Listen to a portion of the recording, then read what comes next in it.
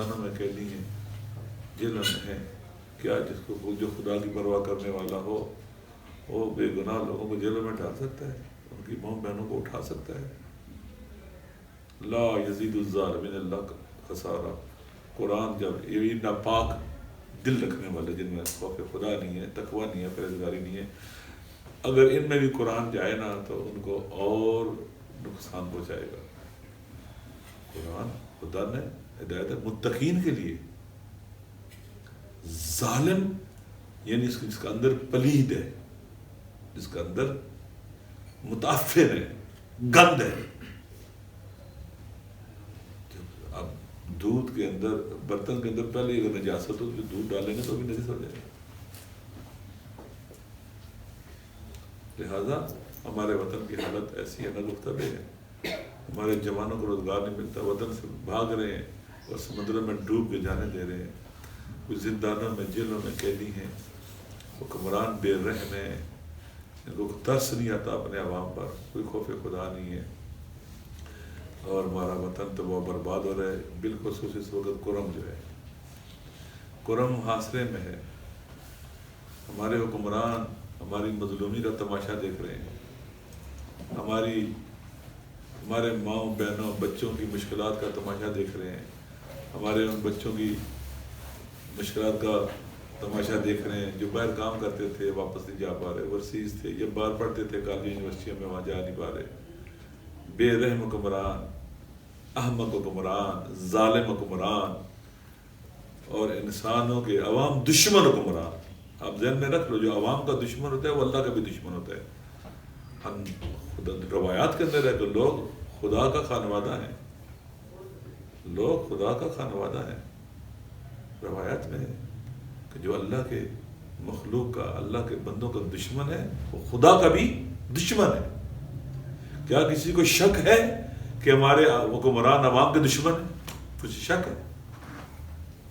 آپ چلے جاؤ، بلوچستان سے شروع کرو اور گلگت بلتستان تک چلے جاؤ، سندھ سے شروع کرو اور کشمیر تک چلے جاؤ، کرم تک چلے جاؤ، KPK تک چلے جاؤ، اور ان کی باڈی لینگویج بھی چیخ چیخ کے کہہ رہی ہے اگر خاموش ہے کہ بھائی عوام دشمن ہے۔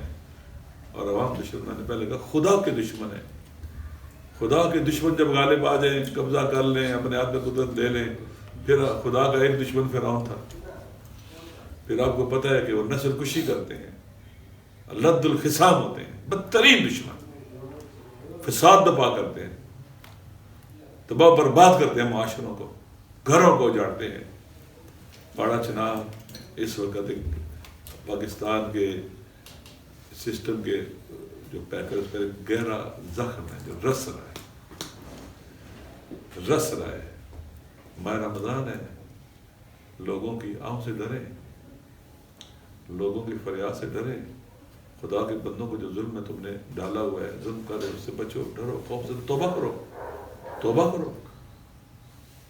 تم نے وہاں کے الیکٹڈ نمائندے کو، مزمل حسین کو، جو سب سے زیادہ، جو MNA سے بھی زیادہ ووٹ لے کے وہاں کا چیئرمین بنا تھا، جسے سب نے ووٹ دیا تھا، وہ توری تھے، وہ بنگش تھے، وہ جو بھی تھے، سب نے اسے ووٹ دیا تھا۔ وہ ہم بوشہرہ گئے تو وہاں کے جو ہمارے اہل سنت بھائی تھے، انہوں نے کہا یہ ہمارے یتیم بچوں کی کفالت کرتا ہے، ہمارے بچوں کی فیسز دیتا ہے، ہم مشکلات ہو تو ہمارے لیے کھانا بیچتا ہے۔ اس کو پہلے گرفتار کیا 3 MPO کے تحت، ایک ظلم، ایک الیکٹڈ نمائندہ۔ میرا سوال ہے کہ KPK کی گورنمنٹ کے پاس کوئی جواب ہے کہ ایک انتہائی مقبول اور محبوب آدمی کو آپ 3 MPO کے تحت گرفتار کرتے ہو، جو امن و امان کی بات کرتا ہے، جو یونٹی اور وحدت کا سمبل ہے وہاں پر؟ کوئی جواب ہے آپ کے پاس؟ کتنے عرصے سے ہمیں تکلیف میں رکھا ہوا ہے آپ نے، اذیت میں رکھا ہوا ہے آپ نے، پھر اس کے بعد اس کے اوپر غلط FIR کاٹی جا رہی ہیں، آپ کی پولیس خود اس کی وہ بن رہی ہے، مدعی بن رہی ہے، اور پھر ان کو دہشت گردی کی FIR اس پر کاٹتے ہیں۔ اس کے اوپر بوشہرہ جو ہمارے اہل سنت بھائیوں کا گاؤں ہے، وہ کہتے ہیں کہ یہ میرے ساتھ گیا تھا وہاں پر، جب میں بوشہرہ گیا تھا ہمارے ساتھ MNAs بھی تھے، ہمارے ساتھ باقی لوگ بھی تھے، تو انہوں نے کہا یہ ہماری مدد کرتا ہے, ہمارا ساتھ دیتا ہے. یہ آپ اس کو اٹھا کے جیل بند کرتے ہو کہ وہ امن کی بات کرتا ہے, وہ وحدت کی بات کرتا ہے, وہ یونٹی کی بات کرتا ہے. یعنی آپ امن دشمن ہو جو یہ قدم اٹھا رہے ہو, تم وحدت کے دشمن ہو, تفرقہ چاہتے ہو. ناجائز ایف آئی آر کاٹ کے مجھے وہاں پر صوبائی حکومت بتلائے یہ کس بنا پر ہمارے ساتھ دشمنی ہو رہی ہے, کیوں کر رہے ہو ایسا ہمارے ساتھ؟ یہ ہمارے ساتھ دشمنی نہیں تم کر رہے, تم عمران خان کے ساتھ دشمنی کر رہے ہو. ہمارے ایم ڈبلیو ایم کے لوگ اٹھا رہے ہو جیلوں میں, اس کو اٹھا رہے ہو, اس کو گرفتار کر رہے ہو, اس کو گرفتار کر رہے ہو. ہم پاکستان کے اندر وحدت کا پرچم اٹھائے ہوئے ہیں. ہم اہل سنت بھائیوں کو اپنی بھائی سے بھی زیادہ اپنی جان سمجھتے ہیں. ہم وحدت کے لیے لڑنے والے لوگ ہیں. ہماری زبان سے کوئی تفرقے کی بات نہیں سنے گا, نفرت کی بات نہیں سنے گا. کیا جواب ہے آپ کے پاس؟ بے گناہ جیلی پرچے کٹتے ہیں اس کے خلاف, ہمارے خلاف وہاں پر, پھر انہیں جیلوں میں ڈال دو, آنکھوں کے اوپر آپ ڈال دیتے ہو. بند کیا ہوا آپ نے اس کو, یہ پورے پاکستان میں تصویر جا رہی ہے. کیا جواب ہے آپ کے پاس؟ آپ تو اپنے آپ کی اپنی نسبت عمران خان صاحب کی طرف دیتے ہو. جب لوگ دیکھیں گے تمہیں کیا کہیں گے؟ یہ تصویر جو اس کے منہ پر کپڑا ڈالا ہوا ہے جیسے کالے ڈالے والے ڈالتے ہیں.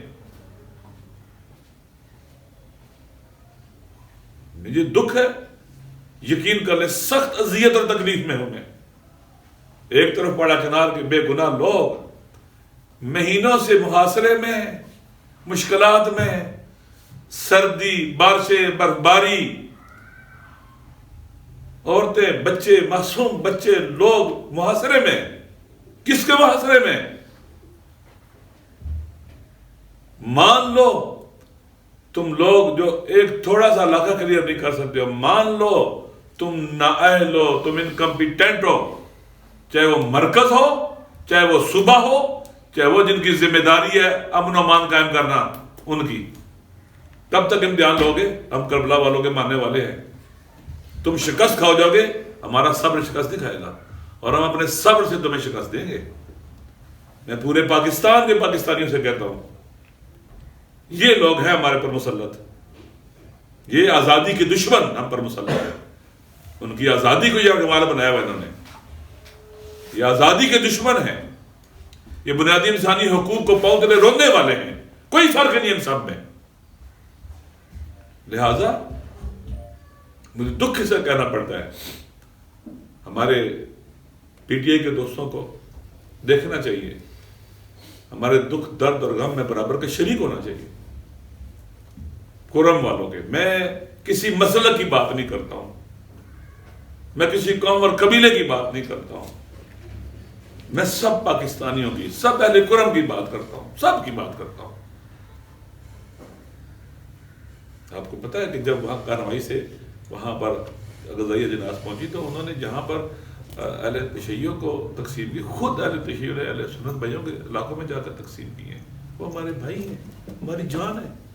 خدا کے لیے مجھے شرم آتا ہے جب میں لفظ بار و شیعہ سنی کی بات کرتا ہوں, لفظ شیعہ سنی لاتا ہوں. ہم مسلمان ہیں, بھائی ہیں سارے کے سارے, ہم پاکستانی ہیں.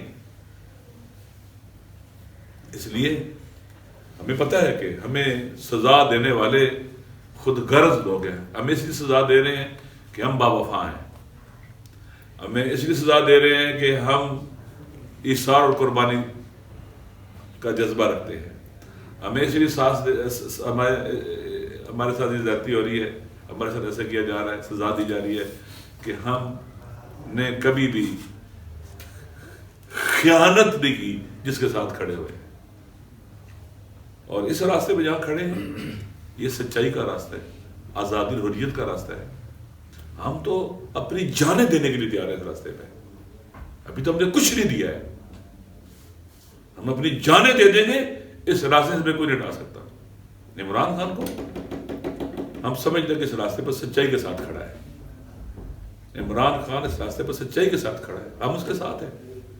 ہم پاور پالیٹکس والے نہیں ہیں, ہم اقتدار کی خاطر نہیں ہیں، ہم مال غنیمت سے بیٹھنے والے نہیں ہیں. یہ خان صاحب کو بھی پتہ ہے، ان کے ساتھیوں کو بھی جو قریب ہے ان کو پتہ ہے.